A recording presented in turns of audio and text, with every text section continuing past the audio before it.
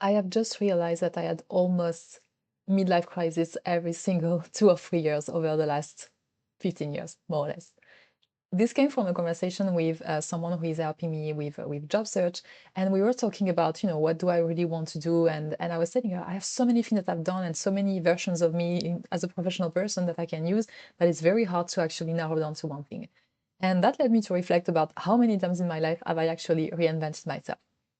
And a lot. As I was saying, multiple midlife crises in the sense that I've changed careers completely. So I went, for instance, from working in the world of flavors and fragrances, being in the lab, creating the products, to switching within that same industry to roles where I was doing more like sales and marketing and customer service, to then leaving that completely behind to become a coach, which has absolutely nothing to do with any of it, coming from a technical scientific background.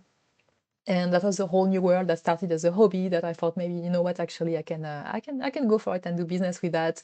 And then I came back to the more corporate world and working in the social impact world, which is again a whole different industry, a whole different level of things that I've done there. And that's been, different steps in my career like this, that some of them were like smaller shifts, but some of them were like complete out of the blue. What the hell am I doing there? I also lived in 6 different countries. So every single time I had to adapt to a new culture. So I had to reinvent myself, and, different countries got different version of me as well. I had times where, I had to reinvent the group of friends I was spending my time around, or some relationships. And, I also turned myself from a very logical person to a very creative person. There's been many, many layers of moments where I pivoted, and I explored different sides of myself. And there are also moments, I will be honest, where I'm really bored and I'm just tempted to throw away every single thing I know, to throw away every skill I have and any personality I think I have, and just, go somewhere where nobody knows me and become somebody else completely. And if you relate to that, you're not alone. I think reinventing yourself is one of the best things that we can do as human beings, and one of the actually the privilege we have as humans to have this intelligence and to be able to look at our own experiences and decide to do something different that could make us happier. So it's part of life, and I always say embrace being a plot twist in a world of predictable stories. This is how I see life, how I see freedom in general. Is if you can, do things that make no sense to other people, but they make sense to you, and they help you create your best life, then you're living the best possible way. And I realize that's scary as well. Like the brain is like, you can't always change everything, or reinventing yourself. There is a lot going on every single time you take this step. So I thought maybe some of you are there. Maybe some of you are considering, doing a full career pivot, or moving to another country, or changing your relationships, your group of people you spend your time with. And all of this would require you to change significantly, or to explore different facets of yourself that maybe you are comfortable with or uncomfortable with, or you don't really know where to start, or it feels a little bit daunting. And yeah, I just wanted to share with you how I do it, because I was looking back and I'm thinking actually I'm doing things, um, not technical things, but more like in terms of how I process the situations, that are actually helping me reinventing myself quite often, and doing it in a way that doesn't feel like, that is always exhausting for me. So a few things that I do. The first one is, I realized that I became very, very good at grieving things. Because when you do any change or any transformation or any pivot from one thing to another that is very different, you are grieving something. You are losing something. You are losing maybe an identity, or you are losing a role, or you are losing maybe people or places. Every decision you make like this, that is, bringing you to a different direction in your life, is actually a grief process. And yeah, I've just learned how to handle that better than people. I would say in general, I've been training myself on that involuntarily most of the time, I would say. But yeah, this is something that's, realizing that there is grief. So realizing that at some point you are going to be, maybe you're going to feel some frustration, maybe you're going to feel some sadness, maybe you're going to, it's going to take you time to accept things. It's very important to recognize, because your brain is going to run this in the background. And if you are aware and you say, oh, you know what, yes, I'm sad because, this thing that I used to be is not there anymore, and yeah, now I'm something else. If you can catch yourself when you are in these emotions, and you can also redirect it to, actually, remember, we are doing this because of that reason, and that's worth it. And yeah, you can get yourself out of these things.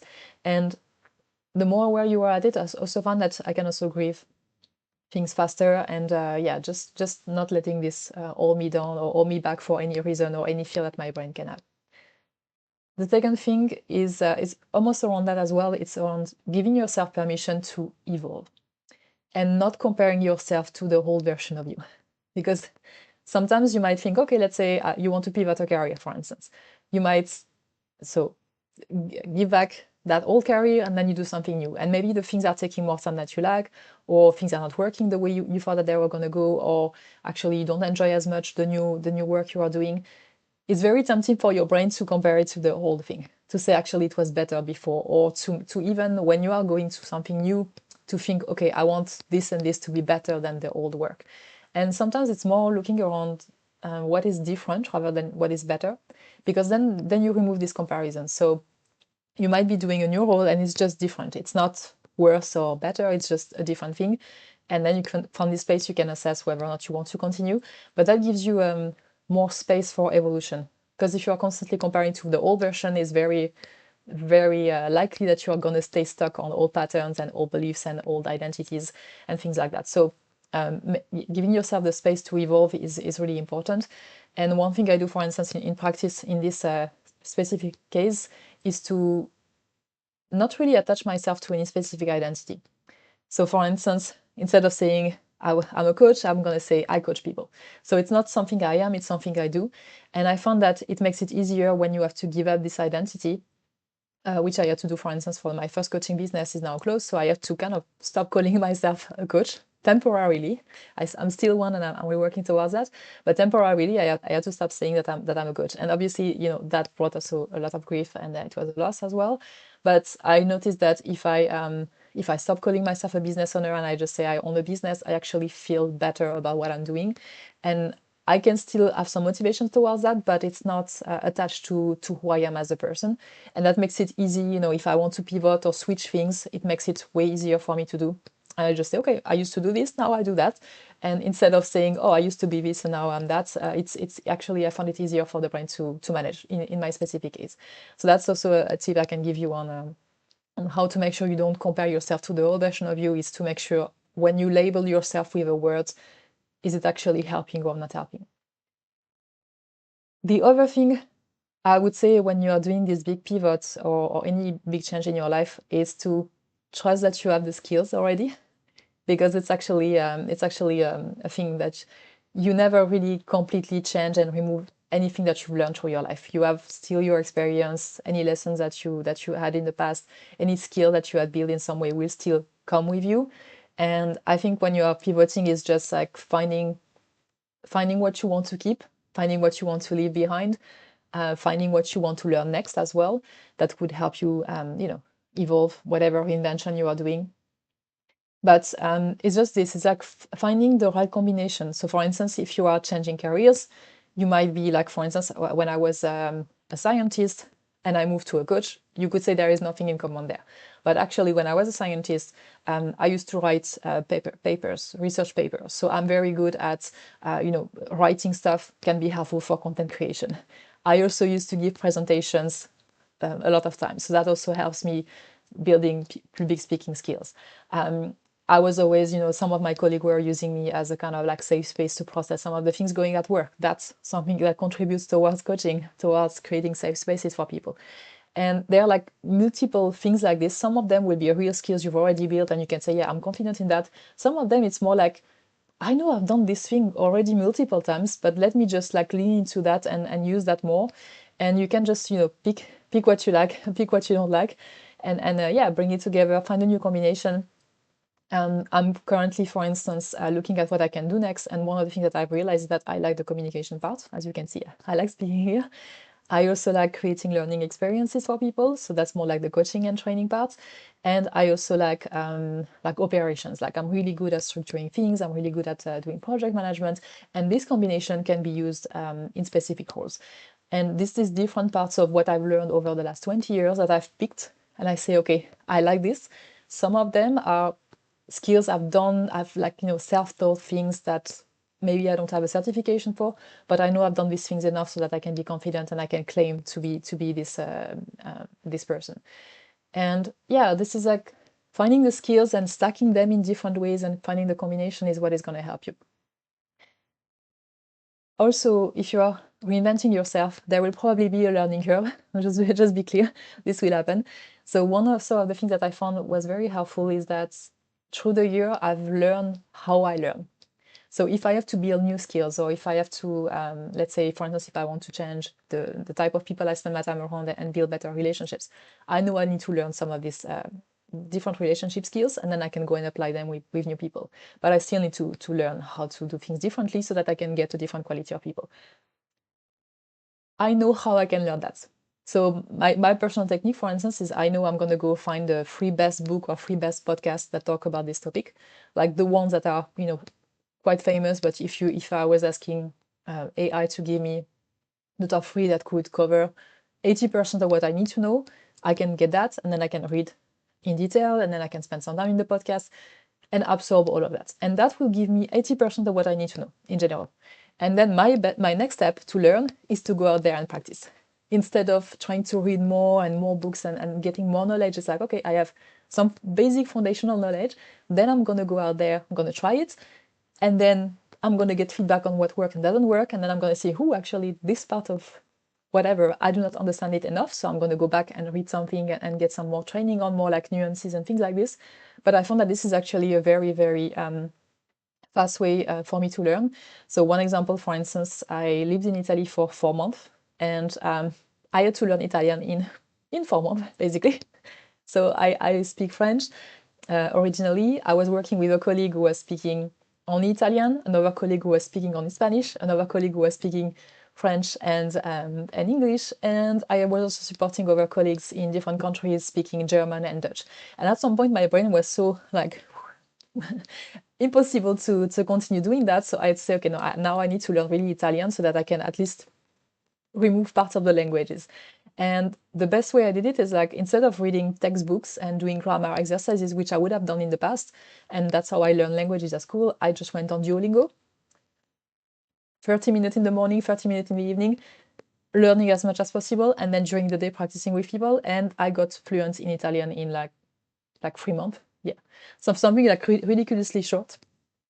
But it's because I knew how to learn best. And I can, apply this now. So if I have to build different things or reinvent myself in different areas, and I know I will need to learn something, this is going to be my approach. So this is also something for you to think about. How do you learn best? How do you usually, develop yourself? Maybe it's learning through other people. Maybe it's learning just by practicing like I do. But if you know that, then it also gives your brain even more confidence that you're going to be able to build competence and being able to achieve what you want. So that's also one thing. Know how you learn best so that you can get confidence very fast. And the last thing that I always remind myself in these processes of reinvention is that it will take time and I have to give it time. And patience, I think, is one of the most underrated skills that a human being can have. And it demands a lot. It seems easy to say, oh yeah, just be patient and wait. But when you're in the process and, things are a little bit uncomfortable, or, things are changing, so your brain is kind of afraid of what's happening, it can be very tempting to just say, okay, you know what, I'm going to go back to the old thing. I'm just going to give up. And practicing having faith, practicing having patience is something very, very important.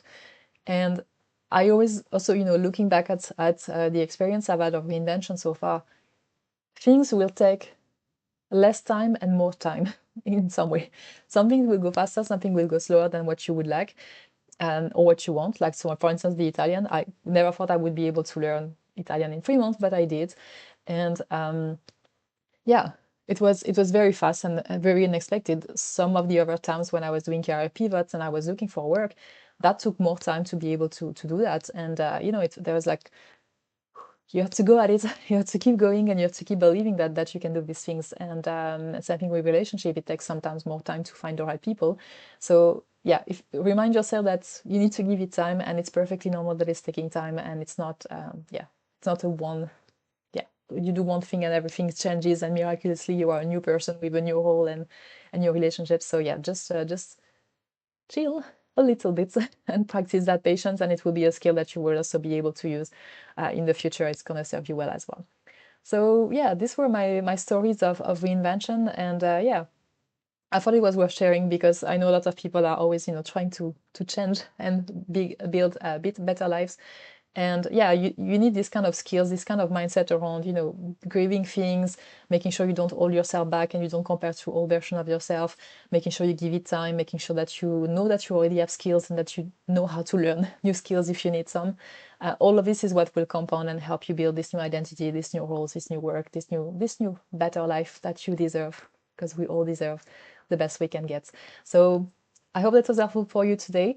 And remember, embrace being a plot twist in a world of predictable stories. This is where your freedom is. And yeah, I hope to see you in the comments sharing how many times you reinvented yourself.